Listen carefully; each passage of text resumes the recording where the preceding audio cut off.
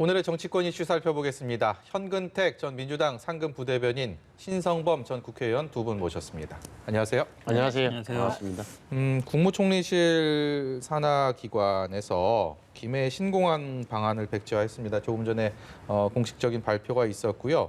민주당에서는 재빠르게 이제 가덕도, 부산 가덕도 신공항을 서둘러야 한다라는 입장이 나왔고, 거기에 대한 특별법을 발의하는 것까지 검토하고 있다고 합니다.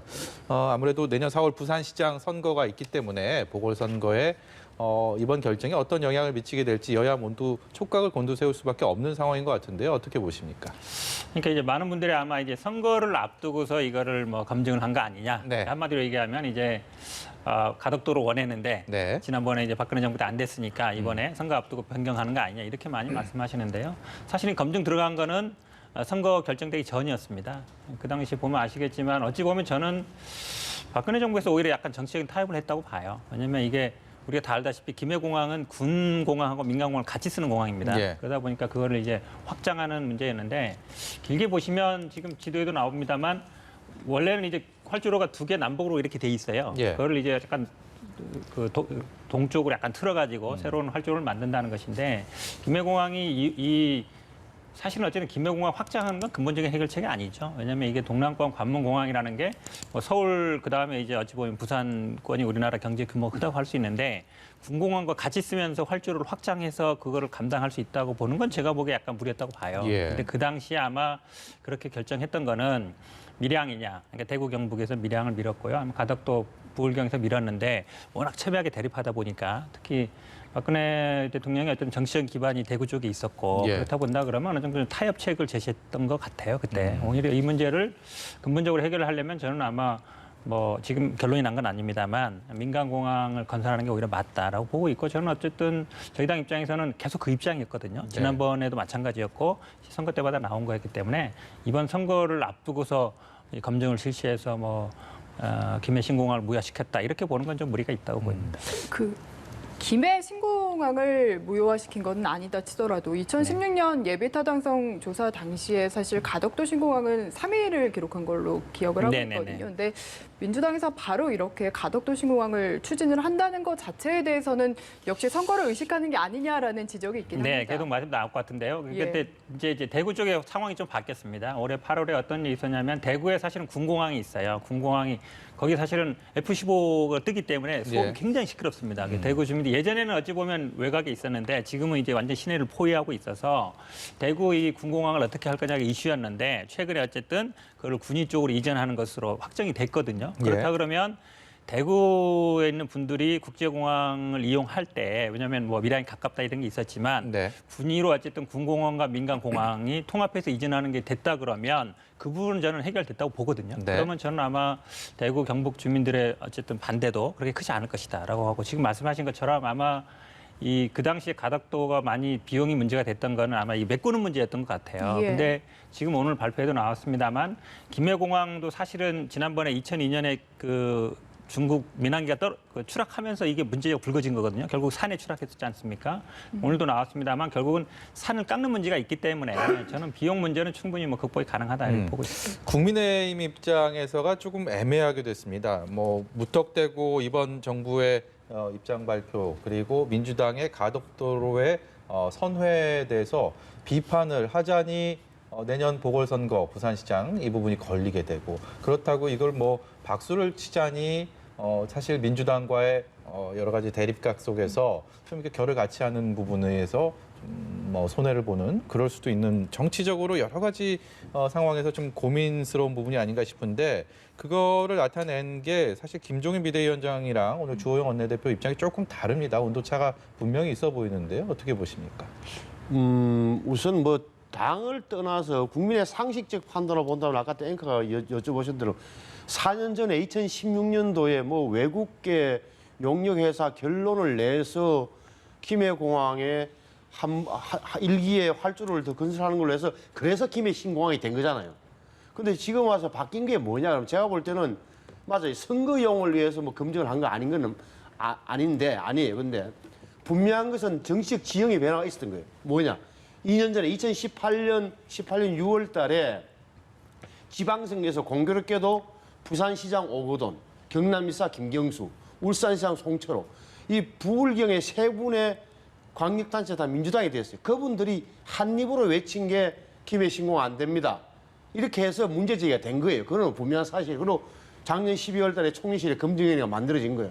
이게 뭐 이번 보궐선거용은 아니지만 분명한 것은 민주당의 주장으로 민주당 소속 단체장들의 요구에 의해서 만들었다는 분명한 사실이고 또 하나 이제 야당 입장에서도 곤혹스럽죠, 이게. 예. 그래서 당장 선거를 앞두고 있는데 어떻게 해서 당대표 입장에서는 한쪽 손을 못 들어 뭐 양쪽 부산 지역에서 이제 원하는 게 많으니까 여론이 높으니까 지지할 수밖에 없는 거고 조호영 대표 입장에서야 TK 지역에 대구 경북 지역에서 불불 끓고 있잖아요. 왜 그러냐면은 이게 처음에 될 때는 5개 단체가 한 거예요. 부울경 플러스 대구 경북. 그때 영남권 신공항이었어. 이름이 기억이 안 나. 지금 동남권 신공항으로 이름이 바뀌는데 예. 5개 그 지방 단체가 협의한 게 김해 신공항이었다고요. 이번에 대구 경북을 빼고 3개 단체가 동시에 됐으니까 대구 경북에서는 새로 대구 경북 신공항 만들어봐야 또 남쪽에 또 가덕도 신공항과 경쟁해야 되는 처지라서 대구 경북 입이 나오는 그런 상황이 된 거죠.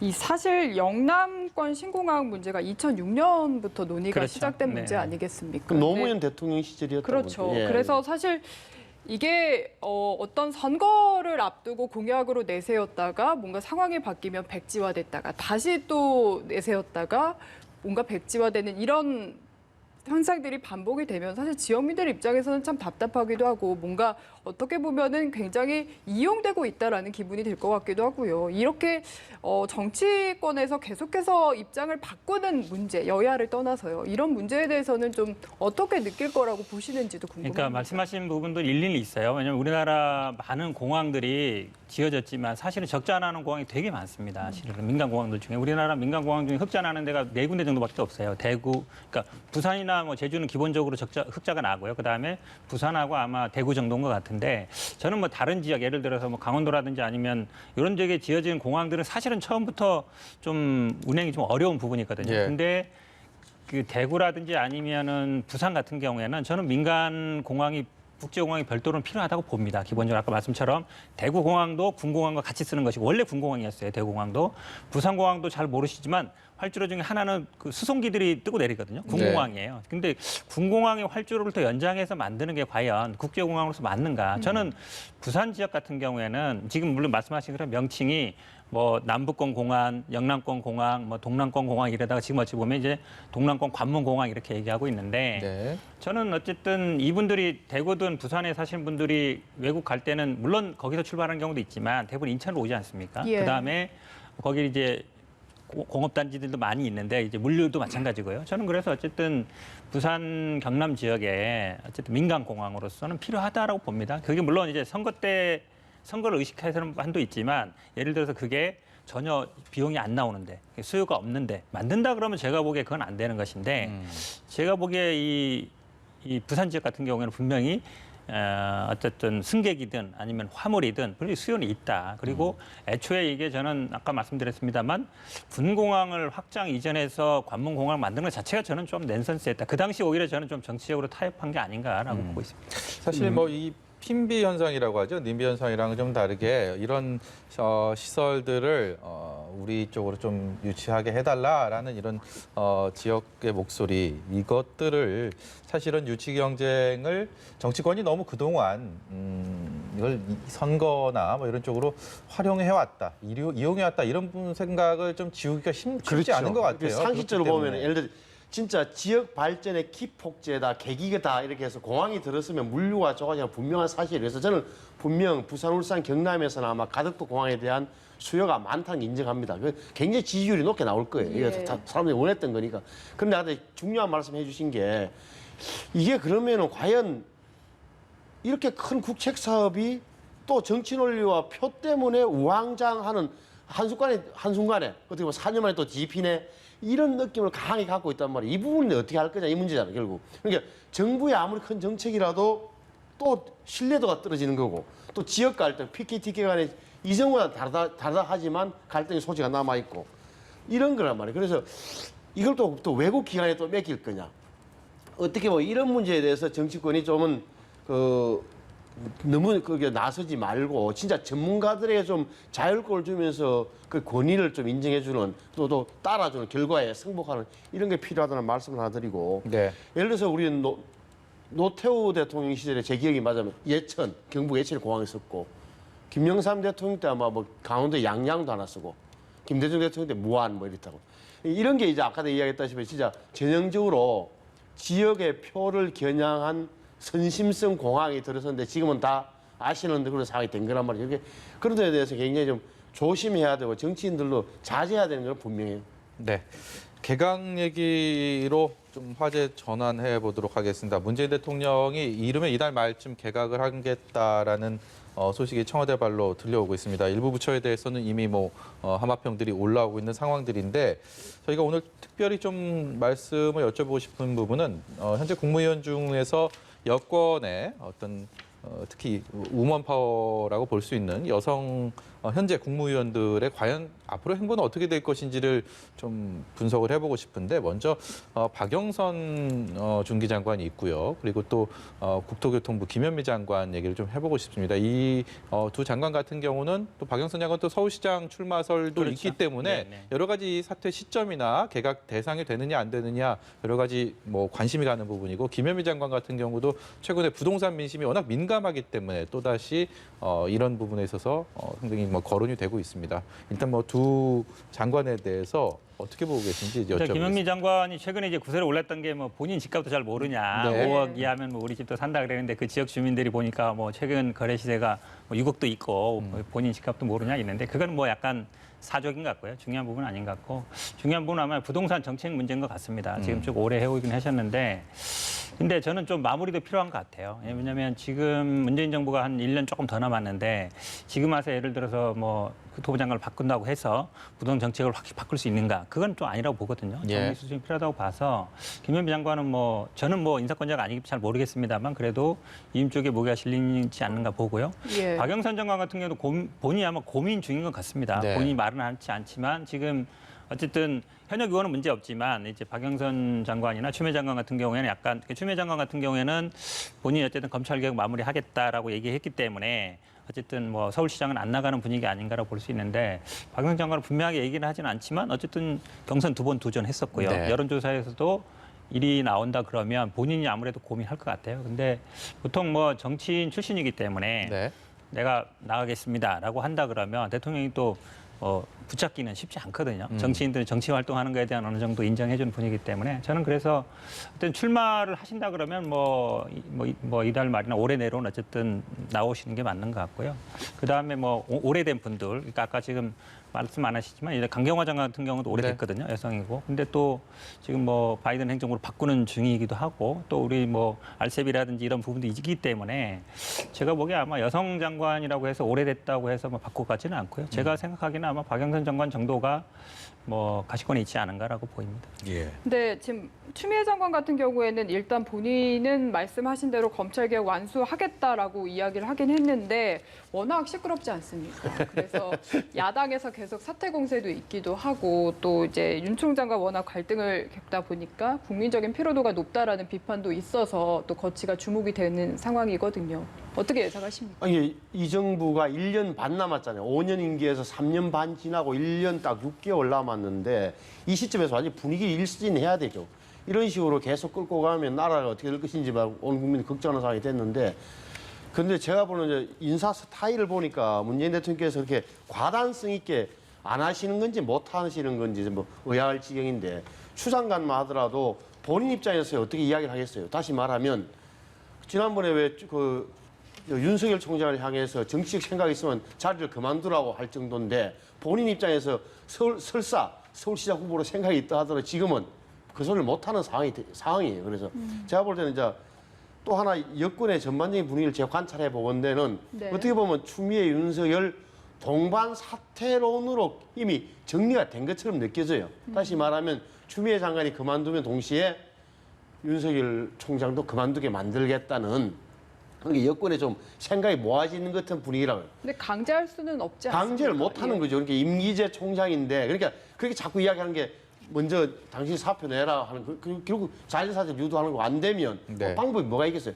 대통령이 나섰어야 되는데 임명권자인데도 불구하고 제가 볼 때는 대통령이 나서실 그런 분이 아닌 것 같고 사실은 제가 계속 이야기하지만 제대로 하려고 그러면 추미애 장관이 재청권자는 총장 재청권자네 맞다고 네. 법무부 장관이 그러니까 재청권자가 임명권자한테 뭐 해임 건의를 하는 게 올바른 수순이죠. 근데 민주당 전체에서 보자면 지금 윤석열 총장을 해임하기에는 명분도 없고 무엇보다 내년 4월 선거를 보궐선거를 앞두고 임기제 총장을 무슨 명목으로 물러나게 한다? 그 역풍을 어떻게 맞을 것이며 이렇게 여당 내부도 민주당 내부도 입장 정리를 못 한다고요.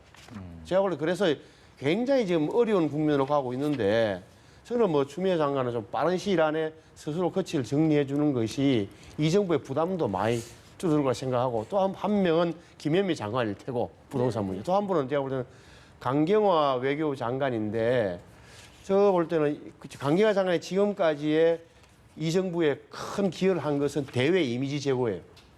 커리어 외교관들을 물리치고 뭐 BBC에 나가서 우리 코로나 대책을 설명한다든지 외국에 나가서 굉장히 우리 이미지를 좋게 한 것은 충분히 인정하나 네. 미국과 중국과 이런 외교 갈등 속에서 외무장관이 어떤 입장을 가졌는지는 저는 들어본 적이 없어요. 그래서 강경화 장관도 이번에 한 번은 교체를 해주는 게 맞다라고 봐요. 연장선상에서요. 오늘 오전에 이낙연 민주당 대표가 관훈클럽 토론회에 나섰는데 추 장관과 윤석열 총장에 대한 질문이 집중이 됐습니다. 여기서 이낙연 대표는 추 장관에 대해서는 스타일이 아쉽다. 뭐 이 정도의 코멘트를 했고 윤석열 총장에 대해서는 정치적 중립의 생각이 없다면 거취를 선택해라. 뭐 이런 얘기까지 했습니다. 그야말로 좀 사실 좀 물러나는 것이 어떠냐라는 쪽에 그런 뉘앙스로 들립니다.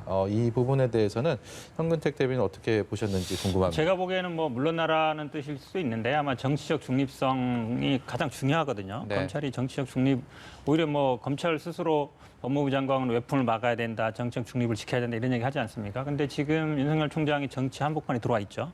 모든 아마 여론조사에 들어가 있습니다. 예전에 다 기억하시겠지만 여론조사 나왔을 때는 빼달라고 했어요. 그 말은 뭐냐면 내가 정치 한복판에 안 들어가겠다는 얘기거든요. 유시민 작가처럼 비슷한 거죠.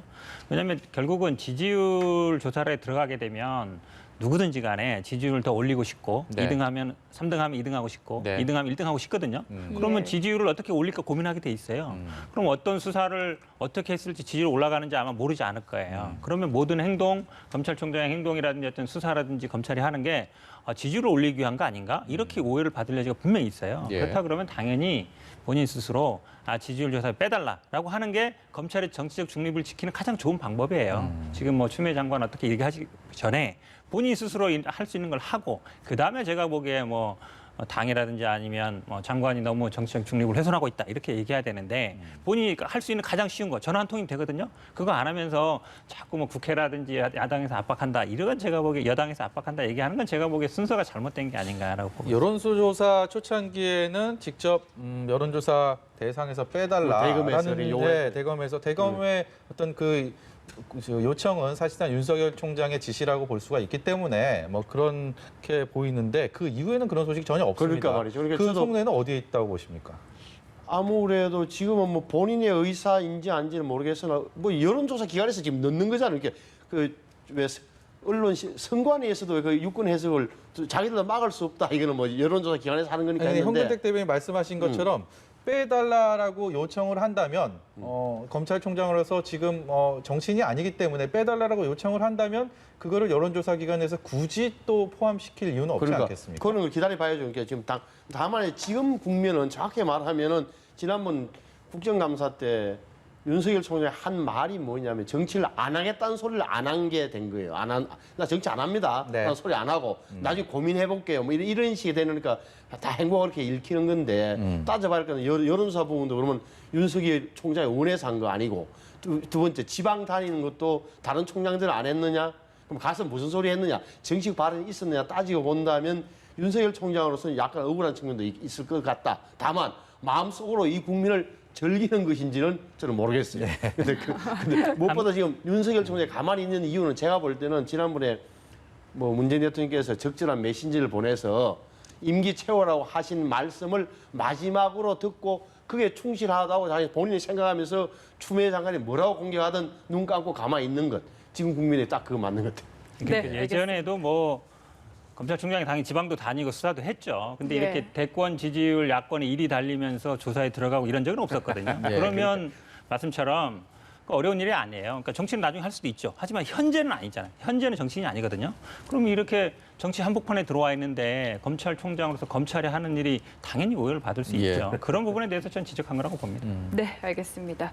그 김종인 비상대책위원장 이야기도 좀 해보고 싶은데 취임 이후에 이명박 박근혜 전 대통령 구속에 대해서 사과를 하겠다라고 계속 밝혀왔었고 오늘은 이제 시기를 판단할 시점이라고 밝혀서도 주목을 받았습니다. 근데 여기에 대해서 주호영 원내대표는 사과는 필요하지만 이제 당내 반대 의견도 있으니까 조율이 필요하다. 사과하기 전에 이렇게 밝혔거든요. 그게 두 사람 말이 뭐 다 맞는 거죠. 그러니까 이명박 박근혜 대통령이 저렇게 되면서 어떻게 보면 한국 보수 전체에 어떻게 보면 이 국면까지 오게 된 마당에 대해서 가장 책임 있는 정당, 그걸 이어온 정당이 대표가 뭐라고 정리를 해주는 것은 분명한 사실로 너무 늦었던 거죠. 다만 이제 주호영 원내대표의 말 맞다나 당내의 기류가 적어도 이 국민의힘 당이 아시는 대로 수도권의 한 축이 있는 거고 또 하는 국민의힘? 예, 이렇게 영남권을 한 축이 있는 건데 영남권에서는 이미 다